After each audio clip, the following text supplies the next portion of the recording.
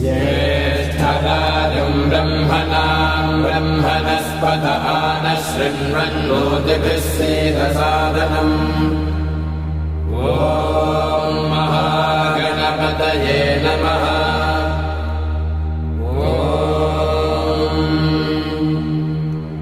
भद्रम् कर्णेभिः शृणुयाम देवाः भद्रम् पश्येमाक्षभिर्यजत्राः स्थिरैरङ्गैस्तुष्ट्वागुंसस्तनूभिः विषेम देवहितैर्यदायुः स्वस्ति न इन्द्रो वृद्धश्रवाः स्वस्ति नः पूषा विश्ववेदाः स्वस्ति नस्ताक्षो अरिष्टनेमिः स्वस्ति नो बृहस्पतिर्दधातु।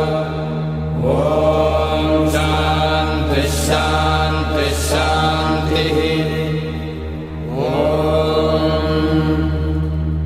अथ गणेशाथर्वशीर्षं व्याख्यास्यामः। ॐ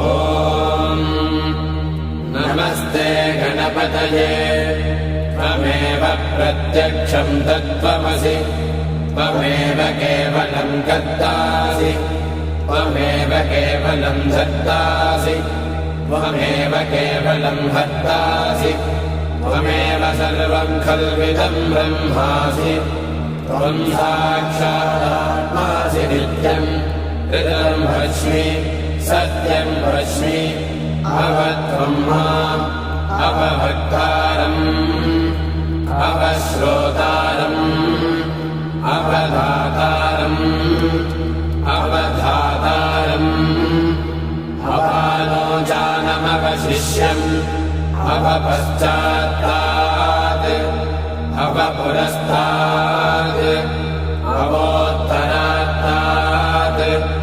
अवदक्षिणात्तात् अवचोर्ध्वात्तात्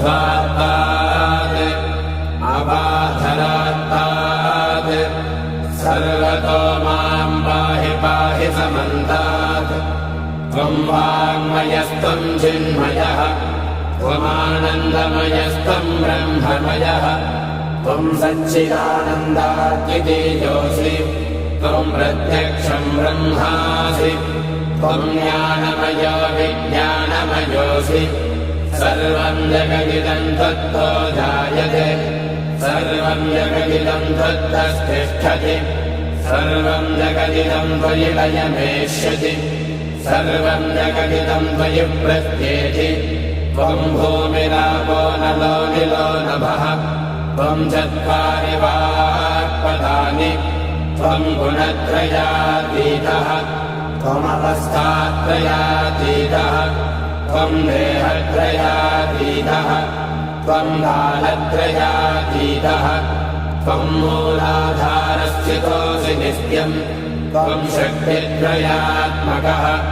त्वां योगिनो ध्यायन्ति नित्यं त्वं ब्रह्मा त्वं विष्णुस्त्वं रुद्रस्त्वमिन्द्रस्त्वमग्निस्त्वं वायुस्त्वं सूर्यस्त्वं चन्द्रमास्त्वं ब्रह्म भूर्भुवस्सुवरो गणनादीं पूर्वमुच्चार्य वन्नादीं तदनन्तरम् मनस्वारः परतरः अर्धेन्दुरसितं कालेन रुद्धम् एतत्तव मनस्वरूपम् गकारः पूर्वरूपम् अकारो मध्यमरूपम् अनुस्वारश्चान्त्यरूपम् बिन्दुरुत्तररूपम् नादः सन्धानम् सगुंहिता सन्धिः सैषा गणेशविद्या गणकऋषिः विसृद्गायत्री छन्दः श्रीमहागणपतिर्देवता ॐ गं गणपतये नमः।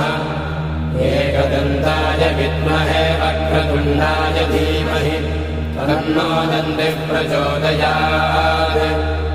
एकदन्तं चतुर्हस्तं पाशमङ्कुशधारिणं रदञ्जमरदं हस्ते बिभ्राणं मूषकध्वजं रक्तं लम्बोदरं शूर्पकर्णकं रक्तपाशसं रक्तगन्धानुलिप्ताङ्गम् रक्तपुष्पैः सुपूजितम् भक्तानुकम्पिनम् देवम् जगत्कारणमच्युतम् आविर्भूतम् च सृष्ट्यादो प्रकृतेः पुरुषात् परम् एवम् ध्यायति यो नित्यम् स योगी योगिनाम् वरः नमो व्रातपतये नमो गणपतये नमः प्रमथपतये नमस्ते अस्तु लम्बोदराय एकदन्ताय विघ्नविनाशिने शिवसुताय श्रीवरदमूर्तये नमो नमः।